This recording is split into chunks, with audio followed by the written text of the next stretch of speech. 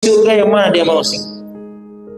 Abu Bakar ini kata Rasulullah, seandainya imannya Abu Bakar nih, imannya seorang Abu Bakar mau ditimbang, masih jauh lebih berat imannya Abu Bakar dibanding dengan imannya semua penduduk bumi yang ada di hari ini. Jamaah sholat subuh yang dimuliakan, layak kita bersyukur pada Allah pada subuh hari ini bersama-sama hadir di majelis yang mulia ini, setelah kita bersama-sama menunaikan salah satu kewajiban kita sebagai umat Islam, yaitu sholat subuh secara berjamaah. Hadirin yang dimuliakan oleh Allah Subhanahu wa taala, ketika Rasulullah SAW berhasil masuk di kota Mekah pada tahun ke-8 Hijriah, Nabi Muhammad SAW beserta dengan para sahabat setelah sekian puluh tahun itu sudah bisa memasuki kota Mekah dengan aman, yang oleh Allah dalam Al-Quran diabadikan. Bismillahirrahmanirrahim. Idza jaa nasrullahi wal fath wa ra'aitan nasa yadkhuluna fi dinillahi afwaja fasabbih bihamdi rabbika wastaghfir innahu kana tawwaba.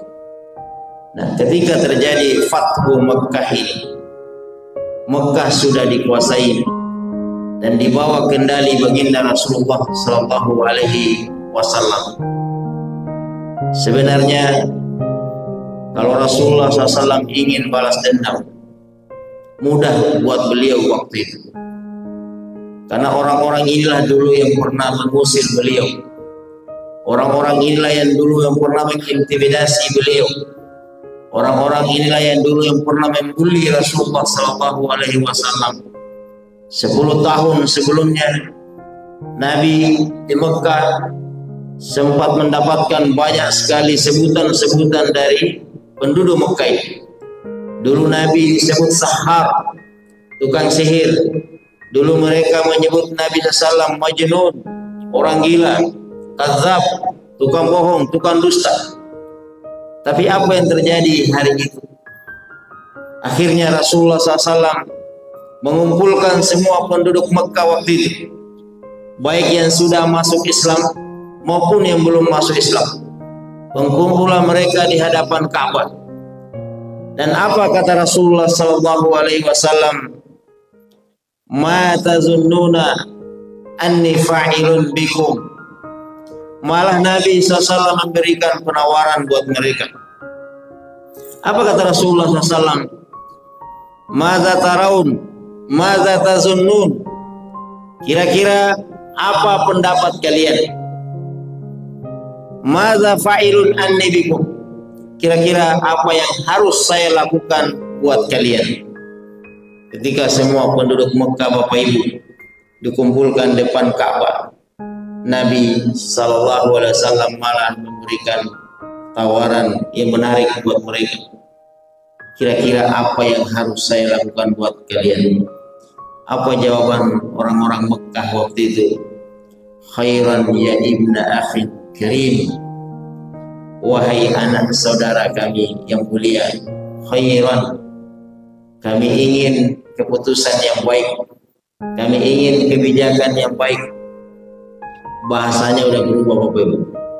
Ibna akhin karim.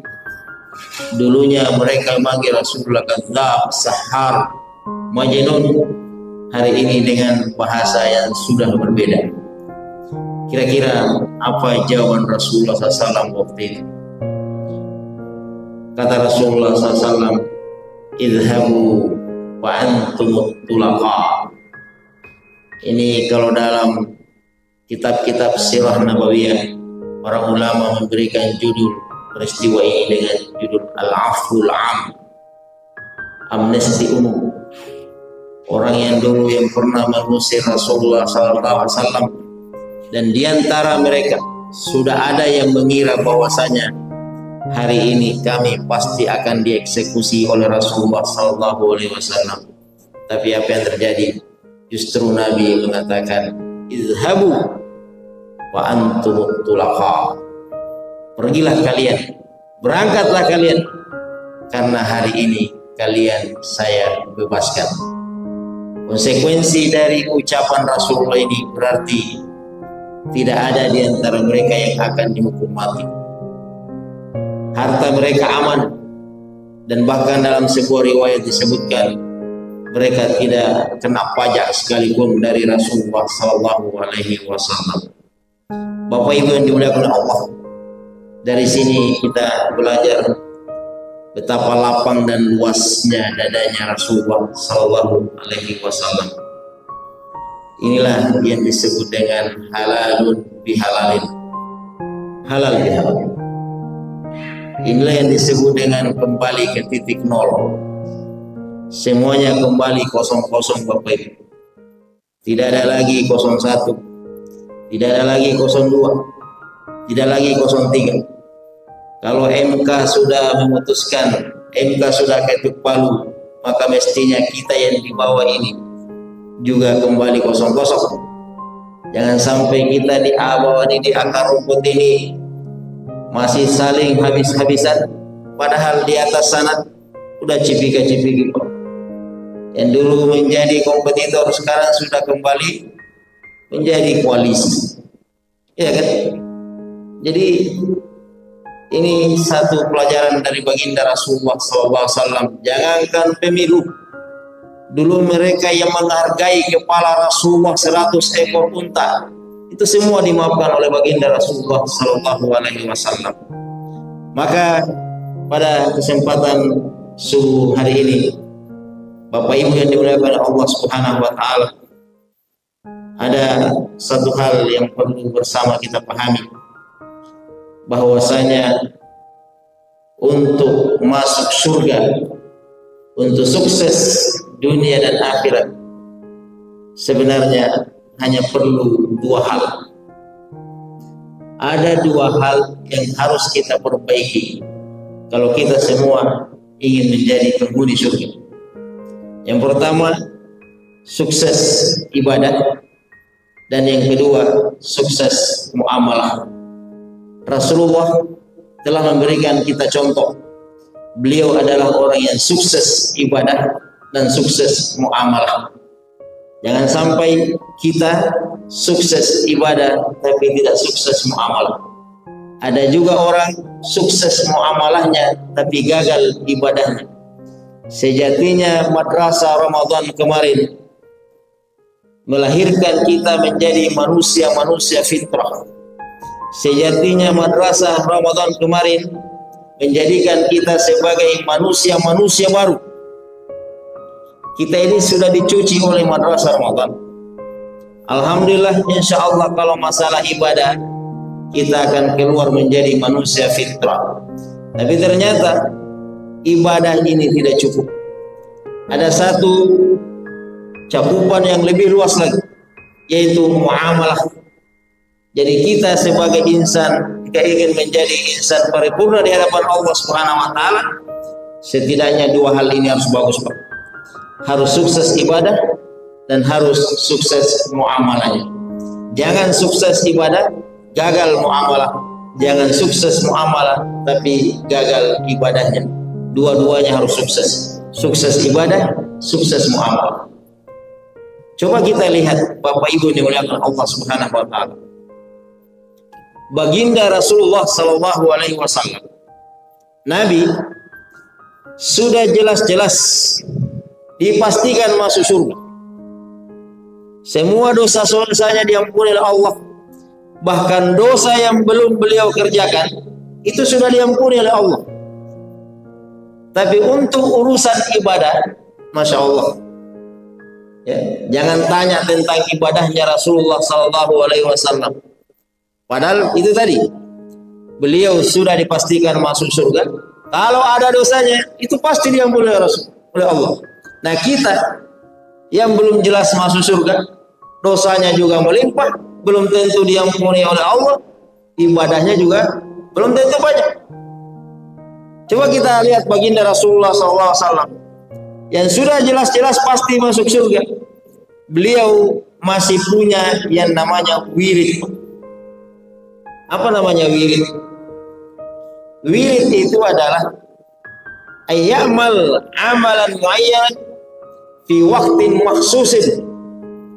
Yang disebut dengan wirid adalah mengerjakan suatu amalan di mana amalan ini itu sifatnya sudah rutin dan di waktu tertentu. Kalau ada amalan tapi tidak rutin, itu belum bisa disebut dengan wirid. Makanya tadi setelah kita selesai sholat subuh, itu sebenarnya ada zikir, dan zikir ini karena sudah sifatnya rutin, maka tidak lagi disebut zikir sholat, tapi disebut wirid sholat, ya kan?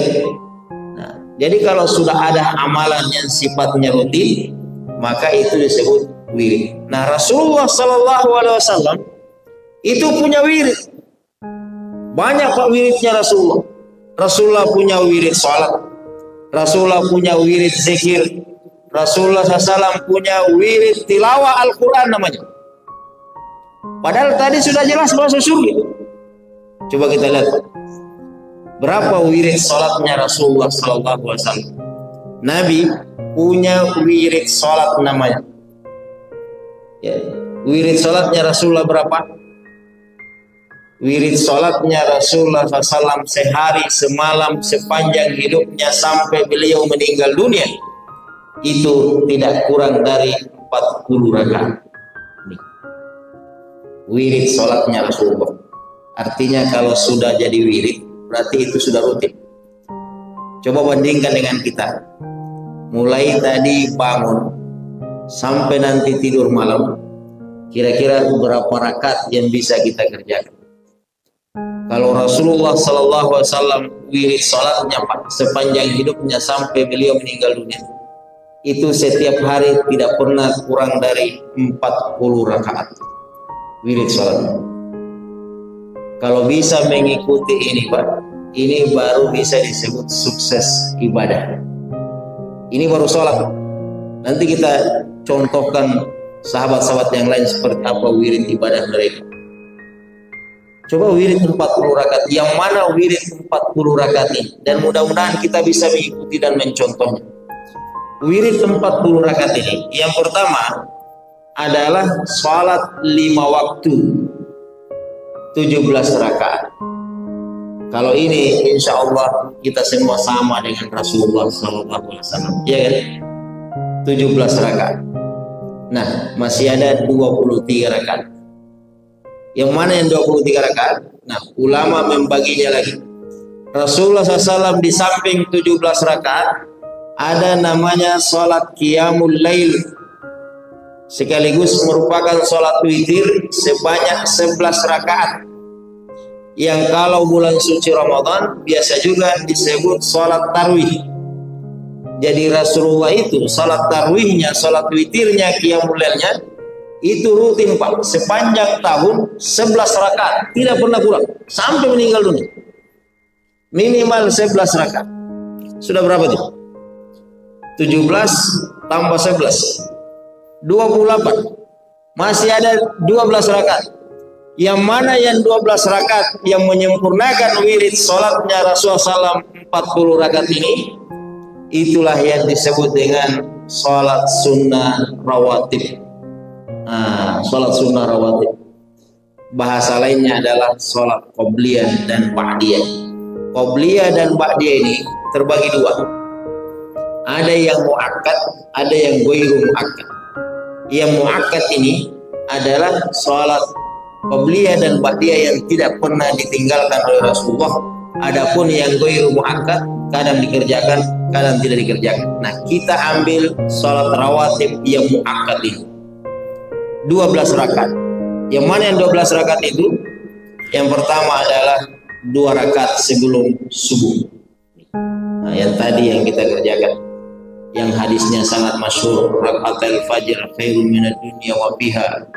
2 rakaat sebelum subuh jauh lebih bagus daripada dunia beserta isinya. 1. Yang kedua, 4 rakaat sebelum zuhur. Jadi qobliyah zuhur itu Pak, kalau yang pernah dikerjakan Rasulullah itu ada 4 rakaat. 4 rakaat ini bisa dengan 2 pola, 2 macam. Bisa dikerjakan 4 rakaat sekaligus, 1 kali salam. Bisa juga dikerjakan dipisah masna-masna. Bisa dipisah 2-2 rakaat. Intinya 4 rakaat. Udah berapa tuh? 2 tambah 4, 6. Selanjutnya 2 rakaat sesudah zuhur. Ya, 2 rakaat sesudah zuhur, sudah 8. Selanjutnya 2 rakaat sesudah maghrib, 10. Dan yang terakhir 2 rakaat sesudah isya. Jadi 12 rakaat semuanya. Saya ulangi, 2 rakaat sebelum subuh, 4 rakaat sebelum zuhur, 2 rakaat sesudah zuhur, 2 rakaat sesudah maghrib, dan 2 rakaat sesudah isya. Inilah 12 rakaat yang menyempurnakan wirid 40 rakaatnya Rasulullah SAW. Dan khusus 12 rakaat ini, apa kata Rasulullah dalam sebuah hadis yang diriwayatkan oleh Abdullah ibnu Umar, man wazaba sintai asyara fi kulli yawmin wa laylah. Siapa yang merawat, siapa yang menjaga, siapa yang rutin mengerjakan 12 rakaat tadi siang dan malam. Nih Pak, 12 rakaat tadi itu bukan kali-kali. Ya, 12 rakaat tadi bukan ibadah biasa Pak. Kata Rasulullah, siapa yang menjaga 12 rakaat ini, banallahu lahu baitan fil jannah, maka Allah Subhanahu wa taala akan membangunkan buat dia satu rumah di surga. Artinya apa?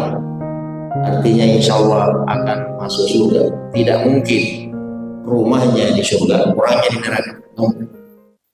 Itu. Jadi ini 40 rakaat. Wirid sholatnya Rasulullah SAW, baru sholatnya saja itu sudah 40 rakaat. Inilah disebut dengan sukses ibadah. Belum bicara masalah zikir. Zikirnya Rasulullah punya wirid juga. Jadi beda tuh, ada zikir belum tentu jadi wirid. Nih, ada zikir belum tentu jadi wirid.